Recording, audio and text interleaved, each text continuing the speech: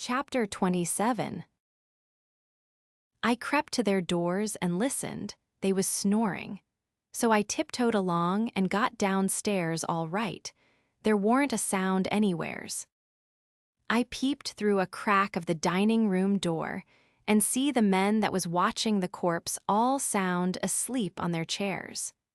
The door was open into the parlor, where the corpse was laying, and there was a candle in both rooms.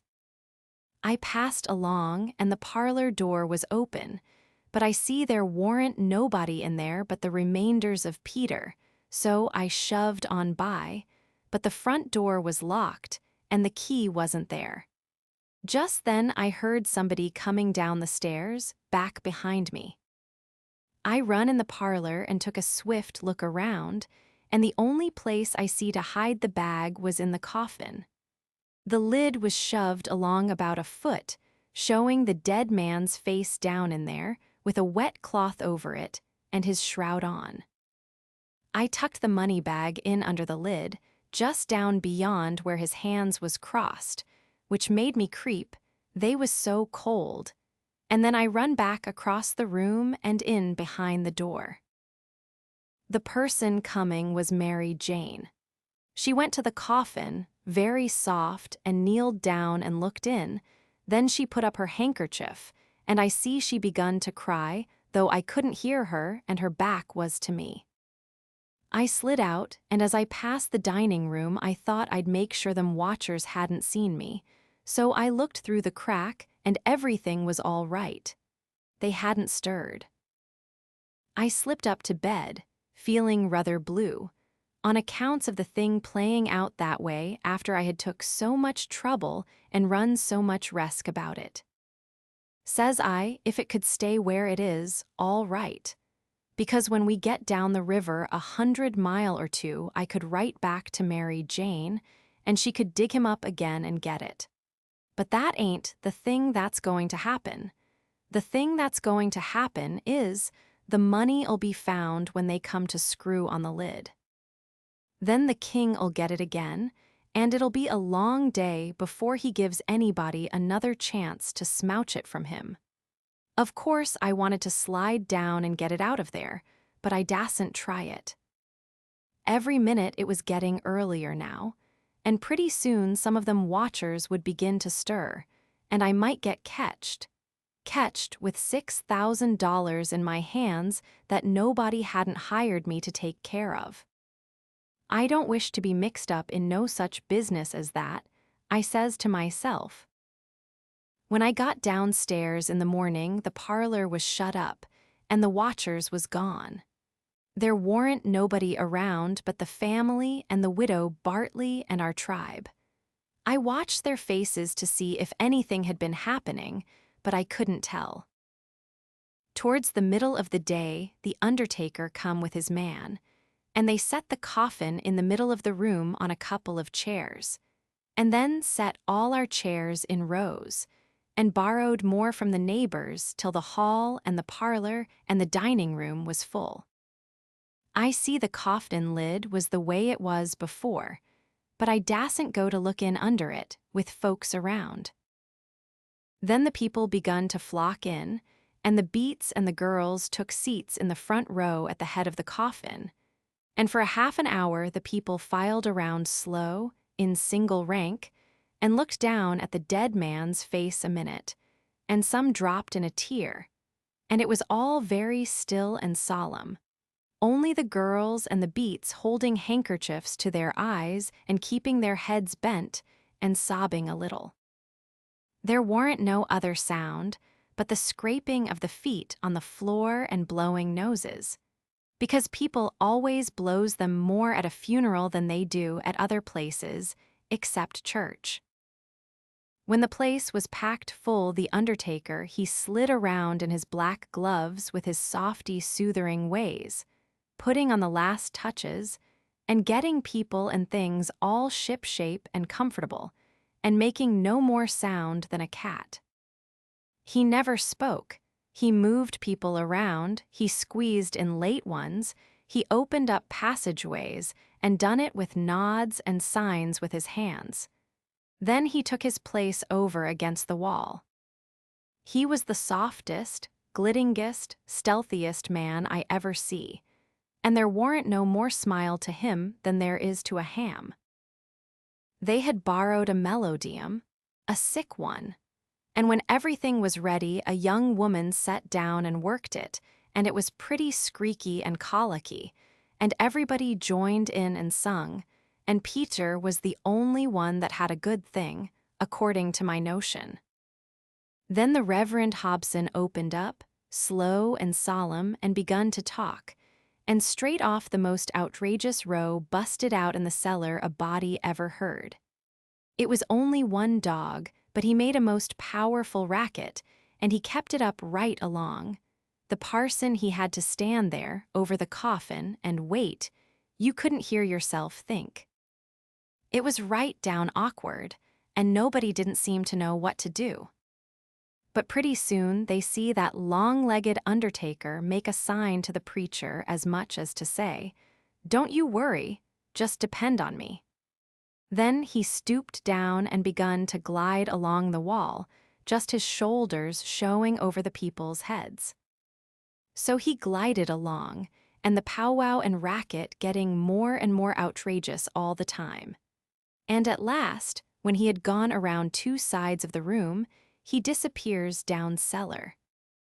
Then in about 2 seconds we heard a whack, and the dog he finished up with a most amazing howl or two, and then everything was dead still, and the parson begun his solemn talk where he left off. In a minute or two here comes this undertaker's back and shoulders gliding along the wall again. And so he glided and glided around 3 sides of the room, and then rose up, and shaded his mouth with his hands, and stretched his neck out towards the preacher, over the people's heads, and says, in a kind of a coarse whisper, "He had a rat." Then he drooped down and glided along the wall again to his place. You could see it was a great satisfaction to the people, because naturally they wanted to know.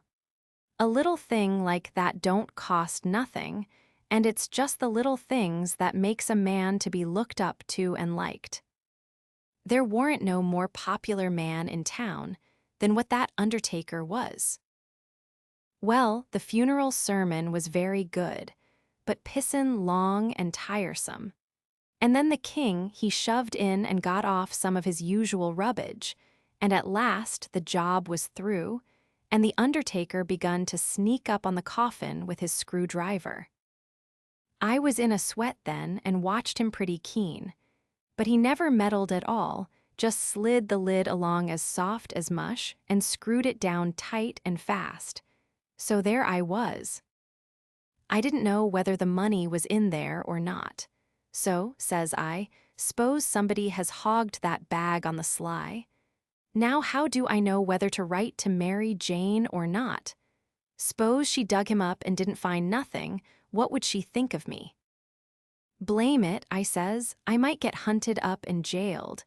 I'd better lay low and keep dark and not write at all. The thing's awful mixed now. Trying to better it, I've worsened it 100 times, and I wish to goodness I'd just let it alone, Dad fetch the whole business."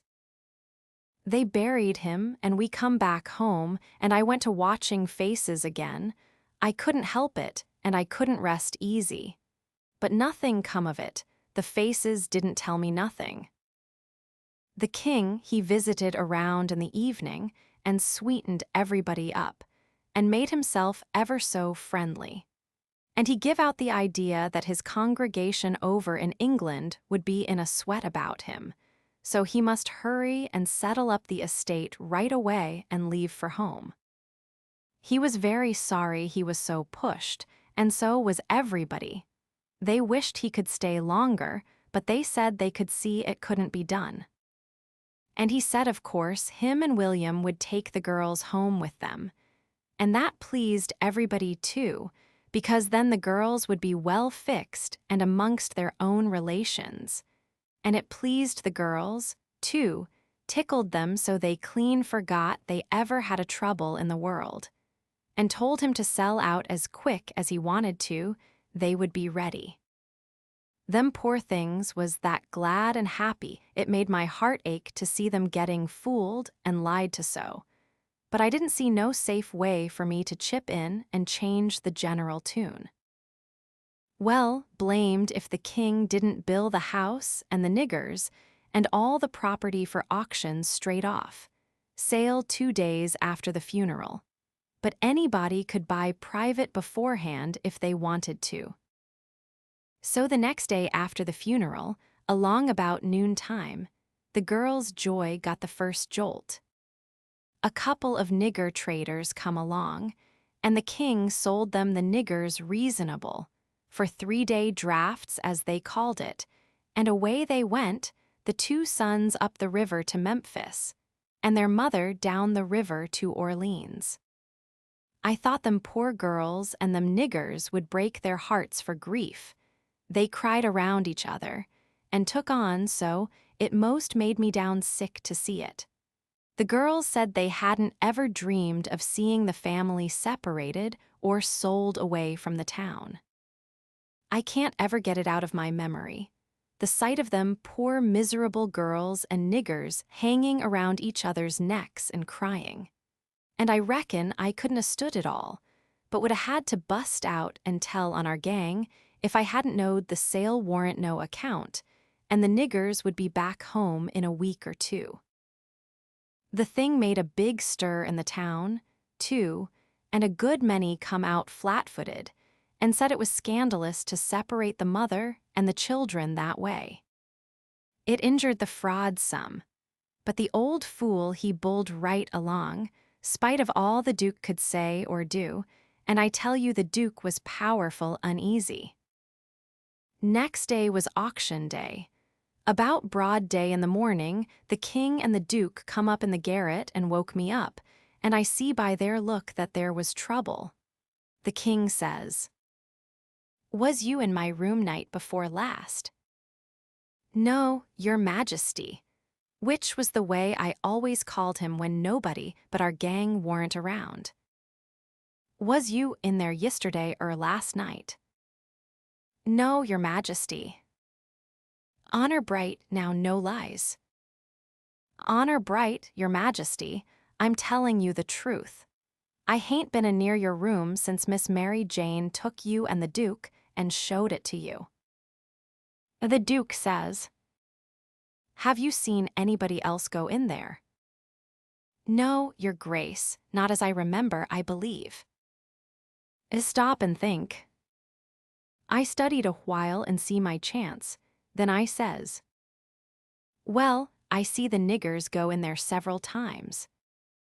Both of them gave a little jump and looked like they hadn't ever expected it, and then like they had. Then the Duke says, "What, all of them's?" "No, leastways, not all at once. That is, I don't think I ever see them all come out at once, but just one time." "Hello, when was that?" "It was the day we had the funeral, in the morning. It warn't early because I overslept. I was just starting down the ladder, and I see them." "Well, go on. What did they do? How'd they act?" "They didn't do nothing, and they didn't act anyway much, as fur as I see.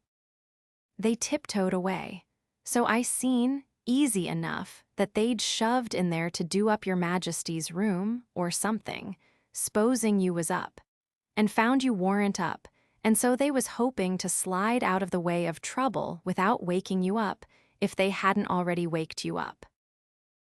"Great guns, this is a go," says the king, and both of them looked pretty sick and tolerable silly. They stood there a-thinking and scratching their heads a minute, and the Duke he bust into a kind of a little raspy chuckle, and says, "It does beat all how neat the niggers played their hand. They let on to be sorry they was going out of this region. And I believed they was sorry, and so did you, and so did everybody. Don't ever tell me any more that a nigger ain't got any histrionic talent. Why, the way they played that thing it would fool anybody. In my opinion, there's a fortune in 'em." If I had capital and a theater, I wouldn't want a better layout than that. And here we've gone and sold 'em for a song. Yes, and ain't privileged to sing the song yet. Say, where is that song, that draft? In the bank for to be collected. Where would it be? Well, that's all right then, thank goodness. Says I, kind of timid-like. Is something gone wrong? The king whirls on me and rips out. None o' your business. You keep your head shut and mind your own affairs, if you got any. Long as you're in this town, don't you forget that, you hear. Then he says to the duke, we got to just swaller it and say nothin'. Mum's the word for us. As they was starting down the ladder, the duke he chuckles again and says, quick sales and small profits, it's a good business, yes. Avi. The king snarls around on him and says, I was trying to do for the best in sellin', I'm out so quick. If the profits has turned out to be none, lackin', consignable, and none to carry, is it my fault any more'n it's yourn? Well, they'd be in this house yet, and we wouldn't if I could 'a' got my advice listened to. The king sassed back as much as was safe for him, and then swapped around and lit into me again. He give me down the banks for not coming and telling him I see the niggers come out of his room acting that way, said any fool would 'a' knowed something was up. And then waltzed in and cussed himself a while, and said it all come of him not laying late and taking his natural rest that morning, and he'd be blamed if he'd ever do it again. So they went off a-joing, and I felt dreadful glad I'd worked it all off on to the niggers, and yet hadn't done the niggers no harm by it. Chapter 28. By and by it was getting up time. So I come down the ladder and started for downstairs, but as I come to the girls' room, the door was open, and I see Mary Jane setting by her old hair trunk, which was open and she'd been packing things in it, getting ready to go to England. But she had stopped now with a folded gown in her lap and had her face in her hands, crying. I felt awful bad to see it, of course anybody would. I went in there and says, Miss Mary Jane, you can't bear to see people in trouble, and I can't, most always. Tell me about it. So she done it, and it was the niggers, I just expected it. She said the beautiful trip to England was most about spoiled for her. She didn't know how she was ever going to be happy there, knowing the mother and the children weren't ever going to see each other no more. And then busted out bitterer than ever and flung up her hands and says, Oh dear, dear, to think they ain't ever going to see each other any more. But they will, and inside of 2 weeks, and I know it, says I. Laws, it was out before I could think. And before I could budge, she throws her arms around my neck and told me to say it again, say it again, say it again. I see I had spoke too sudden and said too much and was in a close place. I asked her to let me think a minute, and she sat there, very impatient and excited and handsome, but looking kind of happy and eased up, like a person that's had a tooth pulled out. So I went to studying it out. I says to myself, I reckon a body that ups and tells the truth when he is in a tight place is taking considerable many risks, though I ain't had no experience and can't say for certain. But it looks so to me anyway, and yet here's a case where I'm blessed if it don't look to me like the truth is better and actually safer than a lie. I must lay it by in my mind and think it over some time or other. It's so kind of strange and unregular. I never see nothing like it. Well, I says to myself at last, I'm going to chance it. I'll up and tell the truth this time, though it does seem most like setting down on a keg of powder and touching it off just to see where you'll go to. Then I says, Miss Mary Jane, is there any place out of town, a little ways where you could go and stay 3 or 4 days? Yes, Mr. Lothrop S. Why? Never mind why yet. If I'll tell you how I know the niggers will see each other again inside of 2 weeks, here in this house, and prove how I know it, will you go to Mr. Lothrop's and stay 4 days? 4 days, she says. I'll stay a year. All right, I says. I don't want nothing more out of you than just your word. I'd druther have it than another man's kiss the Bible. She smiled and reddened up very sweet, and I says, if you don't mind it, I'll shut the door and bolt it. Then I come back and set down again, and says, don't you holler, just set still and take it like a man. I got to tell the truth, and you want to brace up, Miss Mary, because it's a bad kind and going to be hard to take, but there ain't no help for it.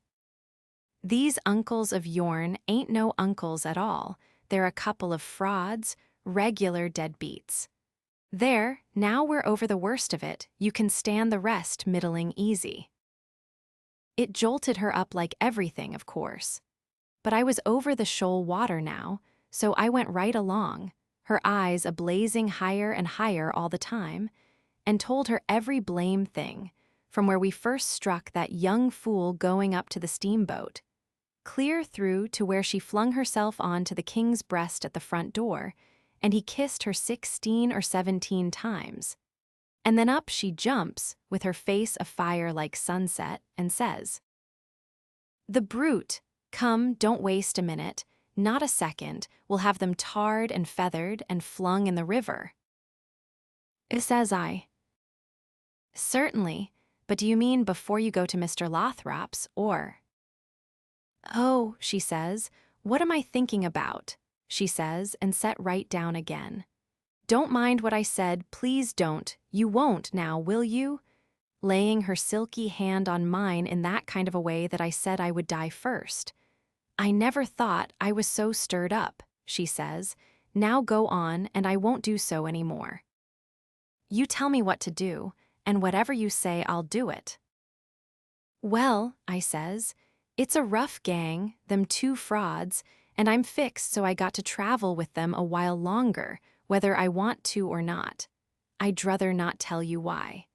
And if you was to blow on them, this town would get me out of their claws, and I'd be all right.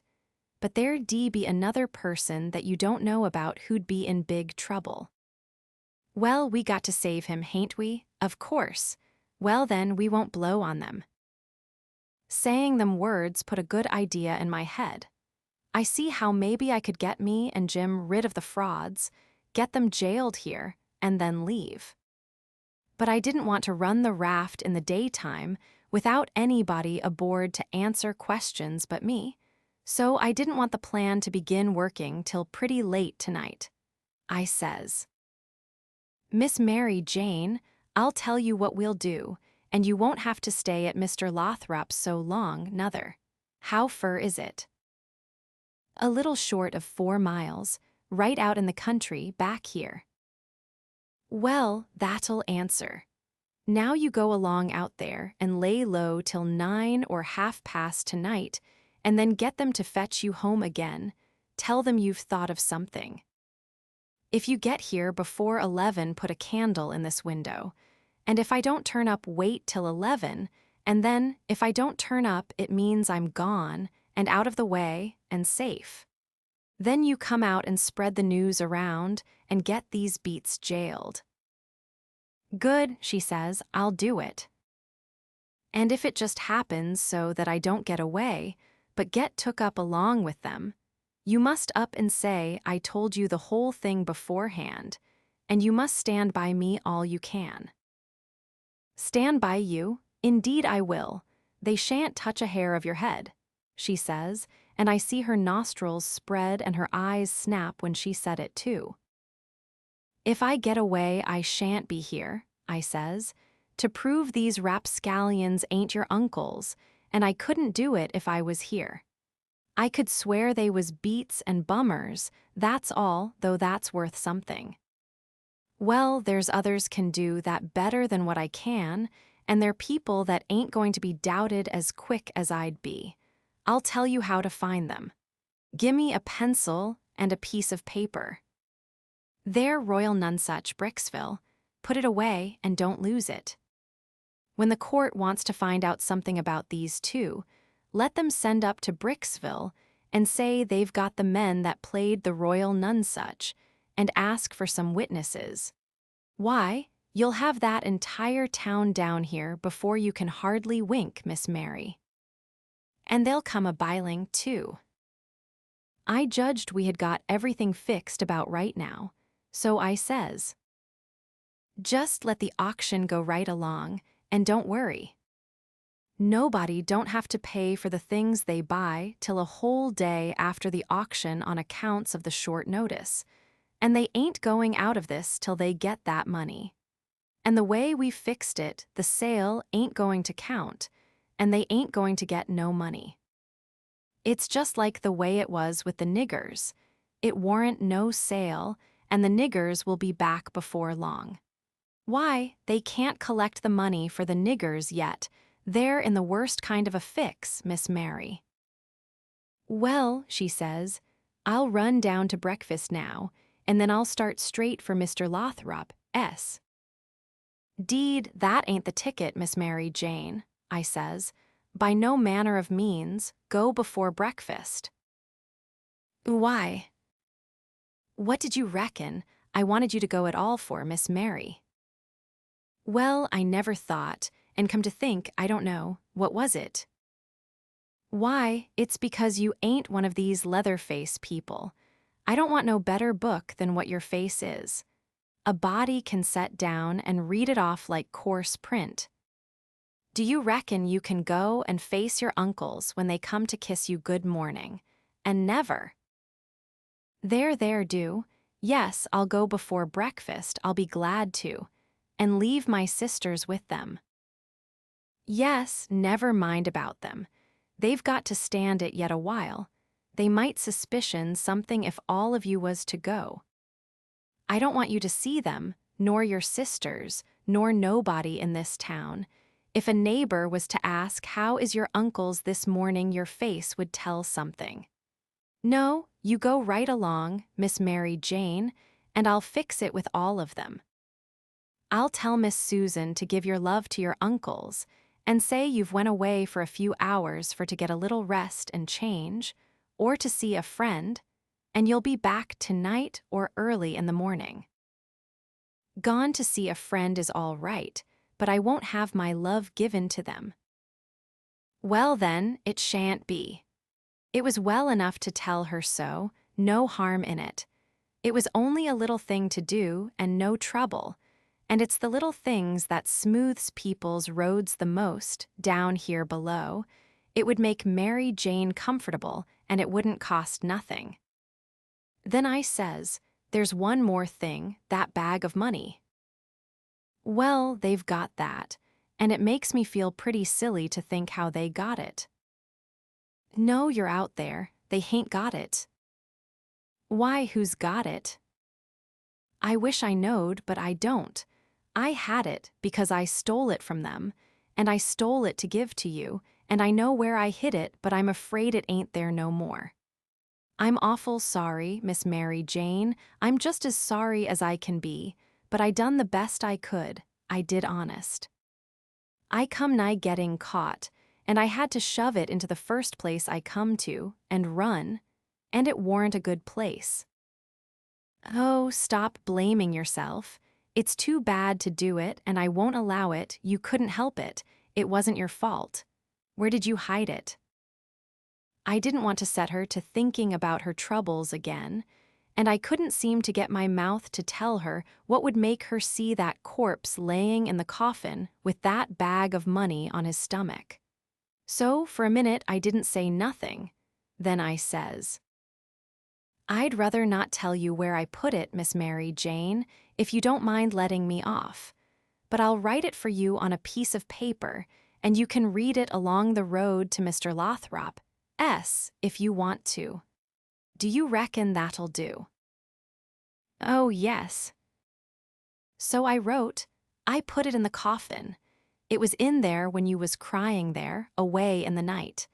I was behind the door, and I was mighty sorry for you, Miss Mary Jane. It made my eyes water a little to remember her crying there all by herself in the night, and them devils laying there right under her own roof, shaming her and robbing her.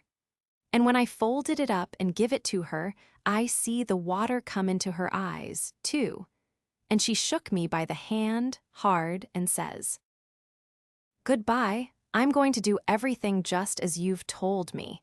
And if I don't ever see you again, I shan't ever forget you, and I'll think of you a many and a many a time, and I'll pray for you, too. And she was gone. Pray for me? I reckoned if she knowed me she'd take a job that was more nearer her size. But I bet she done it, just the same. She was just that kind. She had the grit to pray for Judas if she took the notion. There warn't no back down to her, I judge. You may say what you want to, but in my opinion she had more sand in her than any girl I ever see. In my opinion, she was just full of sand. It sounds like flattery, but it ain't no flattery. And when it comes to beauty and goodness, too, she lays over them all. I hain't ever seen her since that time that I see her go out of that door. No, I hain't ever seen her since, but I reckon I've thought of her a many and a many a million times, and of her saying she would pray for me. And if ever I'd a thought it would do any good for me to pray for her, blamed if I wouldn't a done it or bust. Well, Mary Jane, she lit out the back way, I reckon, because nobody see her go. When I struck Susan and the hare-lip, I says, What's the name of them people over on t'other side of the river that you all goes to see sometimes? They says, There's several, but it's the Proctors mainly. That's the name, I says. I most forgot it. Well, Miss Mary Jane, she told me to tell you she's gone over there in a dreadful hurry. One of them's sick. Which one? I don't know. Leastways, I kinder forget, but I thinks it's. Sakes alive, I hope it ain't Hanner. I'm sorry to say it, I says, but Hanner's the very one. My goodness, and she so well only last week. Is she took bad? It ain't no name for it. They set up with her all night, Miss Mary Jane said, and they don't think she'll last many hours. Only think of that now. What's the matter with her? I couldn't think of anything reasonable, right off that way, so I says, Mumps. Mumps your granny. They don't set up with people that's got the mumps. They don't they? You better bet they do with these mumps. These mumps is different. It's a new kind, Miss Mary Jane said. How's it a new kind? Because it's mixed up with other things. What other things? Well, measles and whooping cough and erysipelas and consumption and yaller janders and brain fever, and I don't know what all. My land, and they call it the mumps. That's what Miss Mary Jane said. Well, what in the nation do they call it the mumps for? Why, because it is the mumps. That's what it starts with. Well, there ain't no sense in it. A body might stump his toe and take pissin and fall down the well and break his neck and bust his brains out, and somebody come along and ask what killed him, and some numbskull up and say, Why, he stumped his toe. Would there be any sense in that? No. And there ain't no sense in this, nother. Is it catching? Is it catching? Why, how you talk. Is a harrow catching in the dark? If you don't hitch on to one tooth, you're bound to on another, ain't you? And you can't get away with that tooth without fetching the whole harrow along, can you? Well, these kind of mumps is a kind of a harrow, as you may say, and it ain't no slouch of a harrow, nother. You come to get it hitched on good. Well, it's awful, I think, says the hare-lip. I'll go to Uncle Harvey and— Oh yes, I says, I would. Of course I would. I wouldn't lose no time. Well, why wouldn't you? Just look at it a minute, and maybe you can see. Hain't your uncles obleeged to get along home to England as fast as they can? And do you reckon they'd be mean enough to go off and leave you to go all that journey by yourselves? You know they'll wait for you. So fur, so good.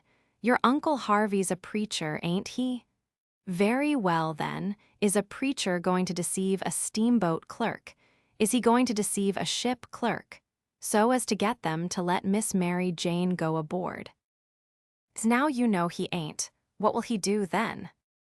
Why, he'll say, it's a great pity, but my church matters has got to get along the best way they can. For my niece has been exposed to the dreadful pluribus unum mumps, and so it's my bounden duty to set down here and wait the 3 months it takes to show on her if she's got it. But never mind, if you think it's best to tell your Uncle Harvey.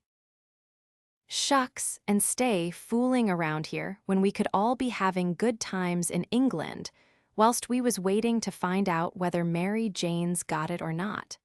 Why, you talk like a muggins. Well, anyway, maybe you'd better tell some of the neighbors. Listen at that now, you do beat all for natural stupidness. Can't you see that they'd go and tell? There ain't no way, but just to not tell anybody at all. Well, maybe you're right. Yes, I judge you are right.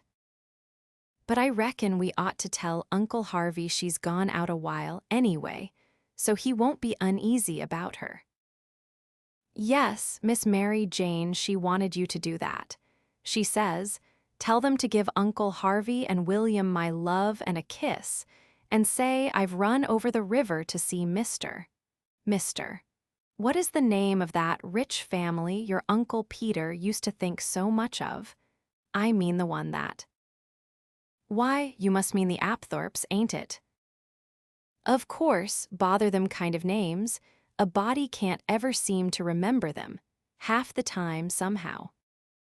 Yes, she said, say she has run over for to ask the Apthorps to be sure and come to the auction and buy this house, because she allowed her Uncle Peter would rather they had it than anybody else. And she's going to stick to them till they say they'll come, and then, if she ain't too tired, she's coming home, and if she is, she'll be home in the morning anyway. She said, don't say nothing about the Proctors, but only about the Apthorps, which'll be perfectly true, because she is going there to speak about their buying the house. I know it, because she told me so herself. All right, they said, and cleared out to lay for their uncles, and give them the love and the kisses and tell them the message. Everything was all right now. The girls wouldn't say nothing because they wanted to go to England, and the king and the duke would rather Mary Jane was off working for the auction than around in reach of Dr. Robinson. I felt very good. I judged I had done it pretty neat. I reckon Tom Sawyer couldn't have done it no neater himself. Of course he would have throwed more style into it, but I can't do that very handy, not being brung up to it. Well, they held the auction in the public square, along towards the end of the afternoon, and it strung along and strung along. And the old man he was on hand and looking his level pissonist, up there longside of the auctioneer, and chipping in a little scripture now and then, or a little goody-goody saying of some kind, and the duke he was around goo-gooing for sympathy all he knowed how, and just spreading himself generally. But by and by, the thing dragged through, and everything was sold. Everything but a little old trifling lot in the graveyard. So they'd got to work that off. I never see such a juraft as the king was for wanting to swallow everything. Well, whilst they was at it, a steamboat landed, and in about 2 minutes up comes a crowd a-whooping and yelling and laughing and carrying on, and singing out. Here's your opposition line. Here's your 2 sets o, heirs to old Peter Wilkes, and you pays your money and you takes your choice.